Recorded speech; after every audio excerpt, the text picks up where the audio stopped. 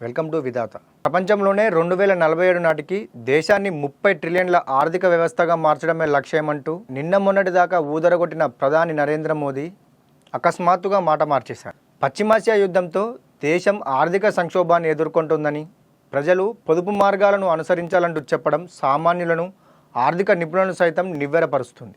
America Iran యుద్ధంతో సరఫరా వ్యవస్థ దెబ్బతిన్నందుకే దేశ ఆర్థిక వ్యవస్థ సంక్షోభంలో పడిందా, లేక అంతకు ముందే దేశ ఆర్థిక వ్యవస్థ దిగజారిపోయిందా అన్న సందేహాలు ఇప్పుడు సామాన్యుడి సైతం తొలచివేస్తున్నాయి. ఎంతటి సంక్షోభాన్నైనా విశ్వగురువు అని ప్రచారం చేసుకునే ప్రధాని దాటిస్తారనుకుంటే పొదుపు ప్రవచనాలు చెప్పి ఆర్థిక పతనం బాధ్యత నుంచి తప్పించుకుంటున్నారా అన్న ప్రశ్న దేశవాసుల్లో పొడసూపుతుంది. పశ్చిమాసియా సంక్షోభం ఇలాగే కొనసాగితే ఏదో ఒక రోజు భారత ఆర్థిక వ్యవస్థ కూలిపోవడం ఖాయమంటూ ఇప్పుడు పొదుపు నీతులు చెబుతున్న ప్రధాని 5 రాష్ట్రాల ఎన్నికల ముందు అదే మాటలు ఎందుకు చెప్పలేదని నిలదీస్తున్నారు. అధిక జనాభా, పటిష్టమైన దేశీయ ఉత్పత్తి, డిమాండ్తో ప్రపంచంలోనే అత్యంత వేగంగా అభివృద్ధి చెందుతున్న ప్రధాన ఆర్థిక వ్యవస్థల్లో ఒకటిగా భారత్ కొనసాగుతుంది.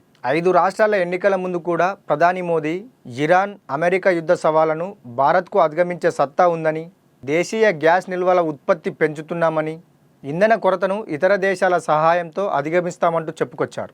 ఎన్నికల ఫలితాలు వచ్చిన వెంటనే అకస్మాత్తుగా నాలక మడతేసి దేశం ఆర్థిక సంక్షోభంలో పడిపోయింది, ప్రజలు త్యాగాలు చేయాలంటూ చెప్పడం ఏమిటని సగటు పౌరులు ప్రశ్నిస్తున్నారు. ఎన్నికల్లో గెలుపు కోసం అడ్డదిడ్డంగా హామీలు ఇచ్చేసి ఎన్నికలు అయిపోగానే పొదుపు మంత్రం పఠిస్తున్న మోదీ వైఖరిని జనం అసహ్యించుకుంటూ ఇదంతా దయ్యాలు వేదాలు వల్లించినట్లుగా ఉందంటూ విమర్శిస్తున్నారు. అసలు దేశ ఆర్థిక వ్యవస్థ ఇప్పటికిప్పుడు సంక్షోభంలోకి వెళ్ళిపోయిందన్నట్లుగా ప్రధాని చెప్పిన మాటల వెనుక వాస్తవం ఎంత మేరకు ఉందన్న సందేహాలు బలంగా వినిపిస్తున్నాయి.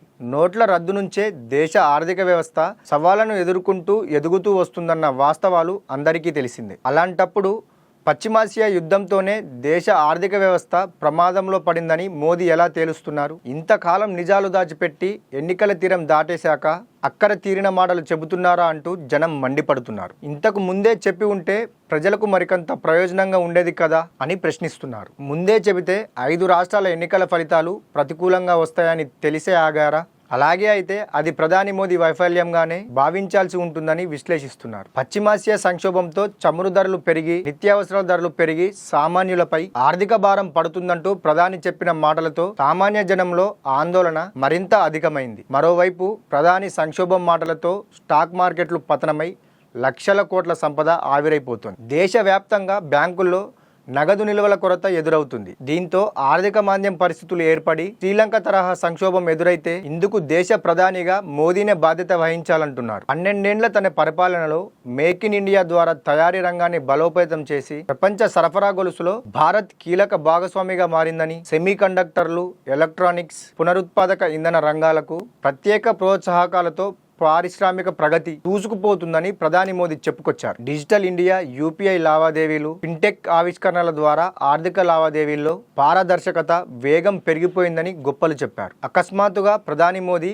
ఒక్క పశ్చిమాసియా యుద్ధంతో దేశం ఆర్థిక సంక్షోభంలో పడిందంటూ చెబితే జనం గుడ్డిగా నమ్మేయాలా, త్యాగాలకు సిద్ధం కావాలా అన్న ప్రశ్నలు ఉత్పన్నమవుతున్నాయి. ప్రపంచంలోనే అత్యంత వేగవంతమైన 6.5% నుంచి 8% వరకు వృద్ధి రేటుతో పర్చేసింగ్ పవర్ ప్యారిటీ లెక్కల మేరకు 3.36 ట్రిలియన్ డాలర్ల జీడీపీతో ప్రపంచంలోనే 4వ అతిపెద్ద ఆర్థిక వ్యవస్థగా ఎదిగిందని ప్రధాని మోదీ మాటలను జనం గుర్తు చేసుకుంటున్నారు. ఉత్పాదక రంగంలో భారత్ కొత్త రికార్డులు చూస్తుందని, డిఫెన్స్ ప్రొడక్షన్ ఒక్కటే 1.25 లక్షల కోట్లు దాటిందంటూ గొప్పలు చెప్పాడని, అంతటి భారత ఆర్థిక వ్యవస్థ ఒక్కసారిగా కుప్పకూలడానికి సుదీర్ఘకాలం అధికారంలో ఉన్న విశ్వగురువు మోదీనే బాధ్యత వహించాల్సి ఉంటుందని విశ్లేషకులు స్పష్టం చేస్తున్నారు. తన సుదీర్ఘకాల పరిపాలనలో ఆర్థిక వ్యవస్థలోని లోపాలు ఒక్కొక్కటిగా బయటపడుతున్న తరుణంలో మోదీ వికసిత్ భారత్ మాట మార్చేసి ప్రధానిగా తను చెప్పే మాటల ప్రభావం దేశ ప్రజలపైన, ఆర్థిక వ్యవస్థ పైన, అభివృద్ధి పైన ఎంతటి ప్రభావం చూపుతుందో కూడా పట్టించుకోకుండా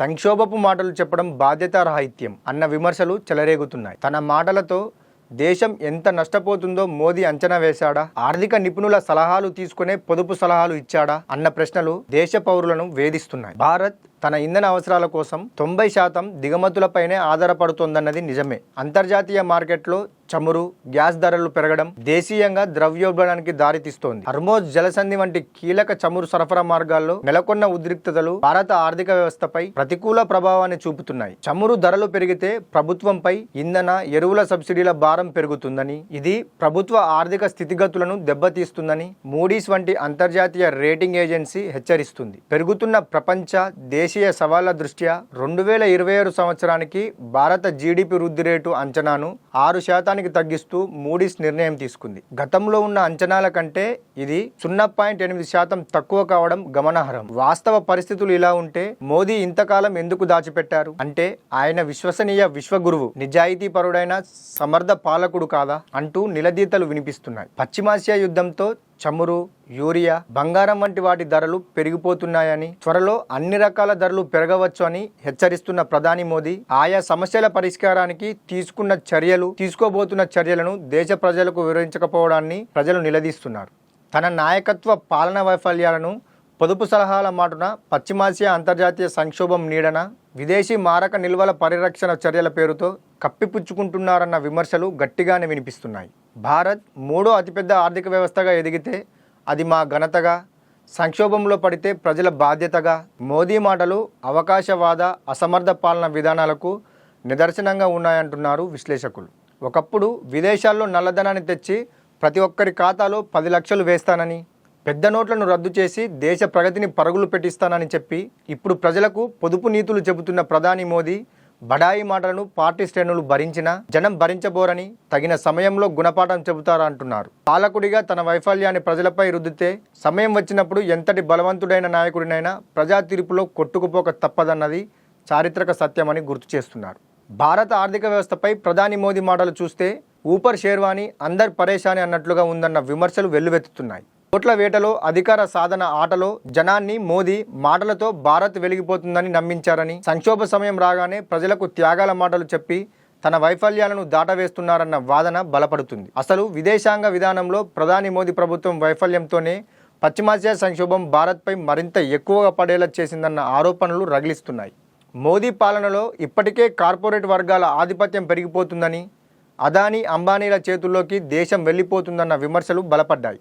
ఆర్థిక నేరగాళ్లు లక్షల కోట్ల రుణాలను ఎగవేసి బ్యాంకులను ముంచి విదేశాలకు పారిపోయారు. ఈ 12 ఏళ్లలో 10 లక్షల కోట్లను బ్యాంకుల్లో రైట్ ఆఫ్ చేశాయి. సంక్షోభ సమయంలో అలాంటి ఆర్థిక నేరగాళ్లు ఎగవేసిన సొమ్మును రికవరీ చేస్తామని చెప్పకుండా మధ్యతరగతి సామాన్య జనం త్యాగాలకు, పొదుపుకు సిద్ధం కావాలంటూ ప్రధాని చెప్పడం అన్యాయంగా ఉందన్న విమర్శలు వ్యక్తమవుతున్నాయి. ఖజానాలో విదేశీ మారక నిల్వలు పెంచేందుకు జనం ప్రజా రవాణా వినియోగించాలని, ఏడాది పాటు బంగారం కొనుగోలు నిలిపివేయాలంటూ ప్రధాని మోదీ సూచించారు. భారీ నిర్మాణాలకు, ప్రాజెక్టులకు దూరంగా ఉండాలన్నారు. మరి ఇంతకాలం ఖజానా నింపేందుకు జీఎస్టీ, సుంకాలు, ఛార్జీల పేరుతో జనం నుంచి వసూలు చేసిన సొమ్ము ఖర్చు పెట్టిన పాలకుడిగా సంక్షోభ సమయంలో జనంపై భారం పడకుండా చూడాల్సిన బాధ్యత కూడా ఉంది. గత పాలకులు దేశం ఎదుర్కొన్న సంక్షోభ సమయాల్లో నివారణకు ఎన్ని ప్రయత్నాలు చేశారో అన్నీ చేశాకే జనం బాధ్యతలను గుర్తు చేశారు. ప్రధానిగా మోదీ కూడా తాను సంక్షోభ నివారణకు ఏం చేశారో చెప్పకుండానే ముందుగానే జనానికి పొదుపు మంత్రం వినిపించడం విడ్డూరంగా ఉందని విశ్లేషకులు సైతం తప్పుబడుతున్నారు. అదిగాక ప్రజలకు ప్రయాణాలు, ఖర్చులు, బంగారం కొనుగోలు తగ్గించుకోవాలంటూ చెబుతున్న ప్రధాని మోదీ తనతో పాటు కేంద్ర మంత్రులు, ఎంపీలతో పాటు దేశంలోని చట్టసభల ప్రజాప్రతినిధుల పర్యటనలు తగ్గించడం, శ్రీలంక తరహాలో జీతభత్యాల్లో కోతలు పెట్టుకోవడం ఎందుకు చేయడం లేదంటూ సాధారణ జనం ప్రశ్నిస్తున్నారు. త్యాగాలు జనానికి, భోగాలు మీకా అన్న ప్రశ్నలతో జనం ఫైర్ అవుతున్నారు. భారీ నిర్మాణాలకు దూరంగా ఉండాలంటూ జనానికి సలహాలు ఇచ్చిన ప్రధాని మోదీ కేంద్ర కేబినెట్ సమయాల్లో కొత్తగా భారీ ప్రాజెక్టులను ఆమోదించడం ఎందుకని నిలదీస్తున్నారు. ప్రతి ఆదివారం పెట్రోల్ బంకులు బంద్ అని ఆంక్షలు అమలు పెడుతూ బంగారం దిగుమతి నియంత్రణకు 6% సుంకాలను 15%కు పెంచడం, త్వరలో దశలవారీగా పెట్రోల్, డీజిల్ ధరలు పెరగొచ్చంటూ సంకేతాలు ఇవ్వడం చూస్తుంటే దేశం ఆర్థిక సంక్షోభంలోకి వెళుతుందన్న ఆందోళన నిజమే అనిపిస్తుంది. దేశ ఆర్థిక సంక్షోభంపై ప్రధానిగా బాధ్యతతో దేశ ప్రజలకు వాస్తవాలు చెప్పాలని జనం ఆశిస్తున్నారు.